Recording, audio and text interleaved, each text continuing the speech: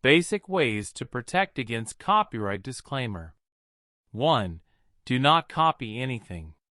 While it may be obvious, the number one thing you can do in your practice to avoid infringement claims is not to copy any prior work. This simple rule can avoid 99% of infringement claims. 2. Avoid non-virgin development. If you are the second or third design professional working on a development, or if your client is the second or third developer on a piece of property, you can be assured that there are disgruntled prior participants who may be inclined to push the boundaries in claiming copyright infringement. You should assume that those prior relationships ended less than amicably.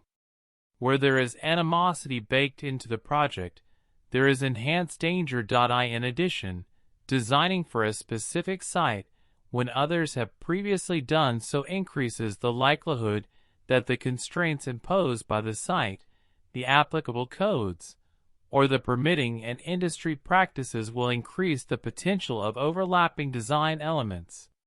While these elements are not copied or ultimately copyrightable, they can be used by a disgruntled prior participant to claim infringement. Every infringement suit requires a plaintiff who is ready, willing, and able to take the extraordinary measure of retaining an attorney and filing suit. The easiest thing you can do to avoid this enhanced risk of being accused of infringement by predisposed potential plaintiffs is to just avoid such projects. Always ask yourself if the narrow profit margins you charge are worth the substantially increased risk. In short, do not buy other people's problems. 3. Avoid access to prior design work. If there has been any prior design work done for a piece of property, or for the client in general, avoid it like the plague. Do not pull prior plans. Tell your client not to send you anything that was done prior to your involvement. If they try to give you something, politely ask what it is, do not look at it, and refuse to accept it or return it unreviewed with a clear statement as to its status. Limit the information you gather for your work to the greatest extent possible. Document what you saw. You cannot be found to have copied something if you never saw it in the first place. 4. Document right to use. To the extent that you have to review any prior work, you should take the precautionary and extraordinary measure of requiring your client to supply you with documentation of his or her right to use those materials. This may come in the form of prior contracts that give the right to use, communications acknowledging such right, or even formal license agreements. It is difficult for a plaintiff to maintain an infringement claim when there is a document granting permission to use the prior materials. If your client cannot or will not provide you with such documentation, that should raise a big red flag. 5. Negotiate for enhanced warranty and indemnity clauses.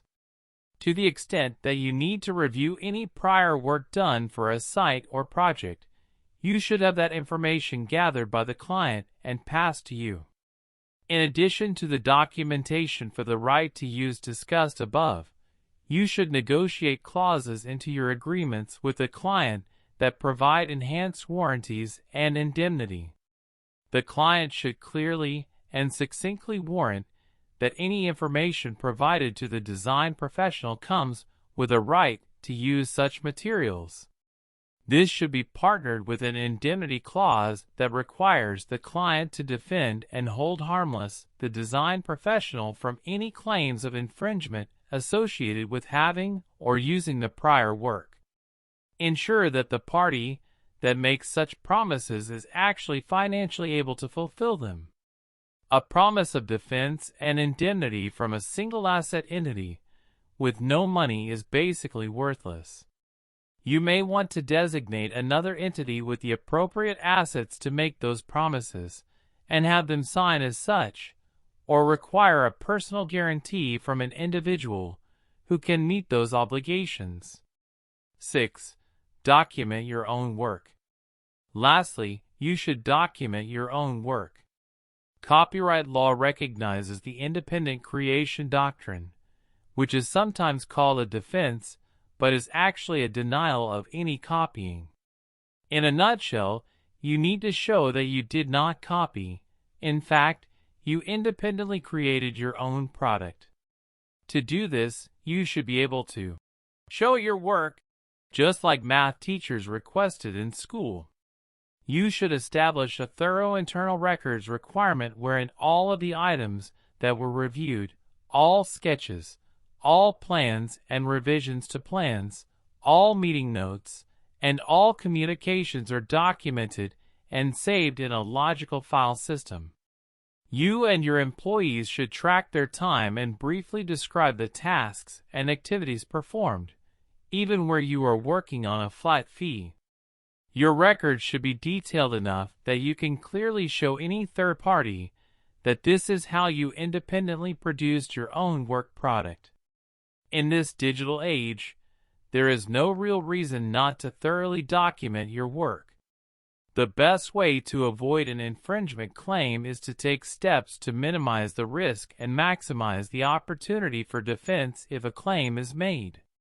Considering that infringement claims are extremely expensive to defend, this is a situation where prevention is the best available tool.